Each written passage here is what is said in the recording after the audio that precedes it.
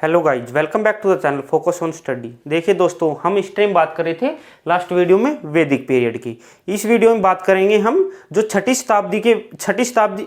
ईसा पूर्व था जो हमारा, उसके बाद क्या क्या हुआ। वैदिक पीरियड था आपका 1500 से 600 बीसी तक, और 600 बीसी के बाद हम बात करेंगे छठी शताब्दी से पहले के बाद जो महाजनपद हमारी आगे बढ़कर आई थी, उनमें कौन कौन से शासक थे। उससे बात करने से पहले बात करेंगे बौद्ध धर्म और जैन धर्म के बारे में। तो आज का टॉपिक रहेगा हमारा बौद्ध धर्म। बौद्ध धर्म का विकास कैसे हुआ, इसके फाउंडर कौन थे और इसमें क्या क्या खास बातें थी। बात करते हैं सबसे पहले बौद्ध धर्म के जो संस्थापक थे वो थे महात्मा बुद्ध। इनका जो बचपन का नाम था ये याद रख लेना आप, सिद्धार्थ। सीधा सीधा कई बार एग्जाम में क्वेश्चन आता है, फेवरेट क्वेश्चन होता है एग्जामिनर का ये। तो इनका बचपन का नाम था सिद्धार्थ। इनका जो जन्म हुआ था 563 ईसा पूर्व या बिफोर क्राइस्ट, बीसी बोलते हैं इसको, ठीक है। इसके बाद बात करेंगे इनका जन्म स्थान। इनका जन्म स्थान लुम्बिनी वन या कपिलवस्तु, जो आज का हमारा नेपाल है उसके अंदर पड़ता है ये। इनकी जो पिताजी थे इनका नाम था शुद्धोधन। माता थी इनकी महामाया जिनने इनको जन्म दिया था, और प्रजापति गौतमी थी इनकी मौसी जिन्होंने इनका पालन पोषण किया था। इनकी पत्नी का नाम था यशोधरा। इनके पुत्र का नाम था राहुल गांधी। और इनका जो कुल था, कुल भी पूछ लेते हैं एग्जाम में कई बार, शाक्य वंश से बिलोंग करते थे। अब बात करते हैं इनको ज्ञान की प्राप्ति। इनको ज्ञान की प्राप्ति हुई थी बोध गया, जो कि आपका बिहार के अंदर है, और निर्जना नदी इस एरिया के पास पड़ती है, निर्जना नदी। इनका जो पहला उपदेश था वो आया था सारनाथ। ये पड़ता बनारस के आसपास का एरिया, जो कि यूपी के अंदर है। इसके बाद बात करते हैं इनकी मृत्यु। इनकी मृत्यु हुई थी 483 ईसा पूर्व बीसी, और इनकी जो मृत्यु का नगर था वो कुशीनगर है। और इन्होंने जो सर्वाधिक उपदेश दिए थे श्रावस्ती, ये इलाहाबाद के पास एक जगह पड़ते श्रावस्ती, यहाँ दिए थे इन्होंने। नेक्स्ट बात करते हैं जो बौद्ध धर्म में बुद्ध से रिलेटेड जो बड़ी बड़ी घटनाएं घटी हैं, उनको क्या क्या नाम दिया गया है और उनके लिए क्या क्या चिन्ह इस्तेमाल किया गया और कौन कौन से स्थान पर ये हुई है। सबसे पहले बात करते हैं जन्म। इनका जन्म हुआ था लुम्बिनी वन में, और इनके लिए जो चिन्ह दिया गया वो कमल और सांड का दिया गया, उसकी उपस्थिति मानी गई जब इनका जन्म हुआ था।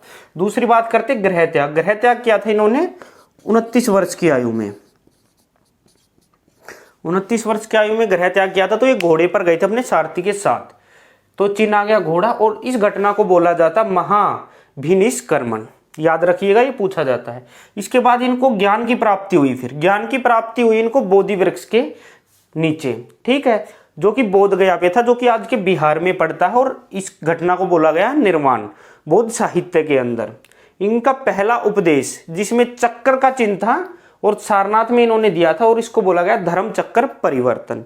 नेक्स्ट है इनकी जो मृत्यु हुई थी, मृत्यु का जो इनका चिन्ह माना जाता है वो स्तूप। आप इंडिया में कहीं भी चले जाओ, आपको बौद्ध धर्म से रिलेटेड स्तूप मिलेंगे बहुत सारे। आप दिल्ली में देख लो, यूपी में देख लो या बिहार में देख लो, आपको बहुत से स्तूप देखने को मिल जाएंगे जो इनकी मृत्यु के प्रतीक है। ये कुशीनगर में हुई थी और महापरिनिर्वाण इसका नाम दिया गया था। नेक्स्ट बात करते हैं हम त्रिरत्न के बारे में। बुद्ध धर्म में त्रिरत्न दिए गए हैं, जिनमें बुद्ध, धम्म और संघ का सिस्टम आपको देखने को मिलता है। इससे रिलेटेड जो बुक्स हैं उनके बारे में बात करते हैं। जो त्रिपिटक है ये अष्टांगिक मार्ग बताती है, दुख दूर करने के 8 मार्ग बता रही है इस बुक में।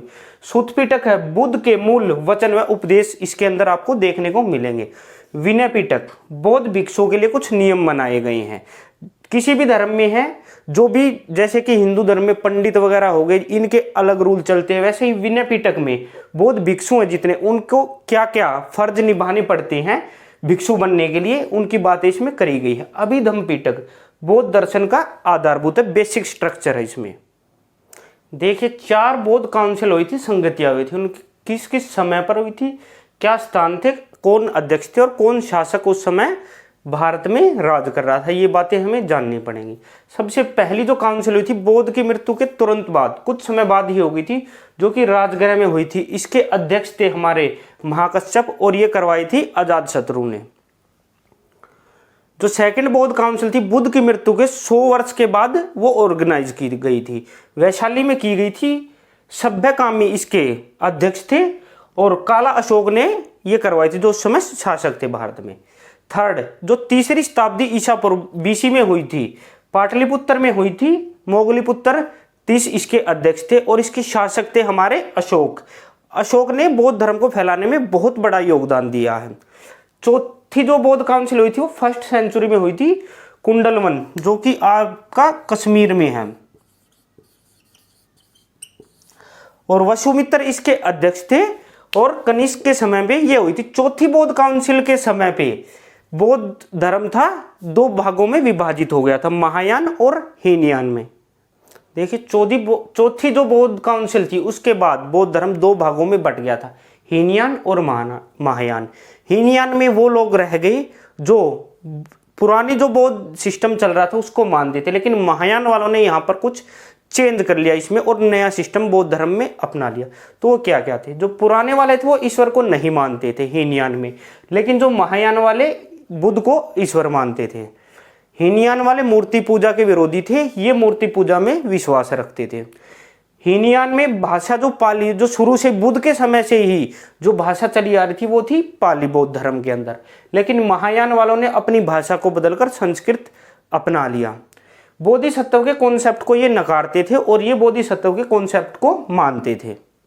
देखिए बौद्ध धर्म से रिलेटेड कुछ फैक्ट्स हैं जो एग्जाम में पूछे जा चुके हैं। बोधि वृक्ष को शशांक ने कटवा दिया था। जो आप आज के समय में बोध गया में जो बोधि वृक्ष देखोगे बौद्ध धर्म से रिलेटेड, वो ओरिजिनल नहीं है जो भगवान बुद्ध के समय था। उसको शशांक नामक एक शासक था वहाँ पर, उसने उसको कटवा दिया था। और उसके कटने के बाद संघमित्रा जो कि अशोक की पुत्री थी,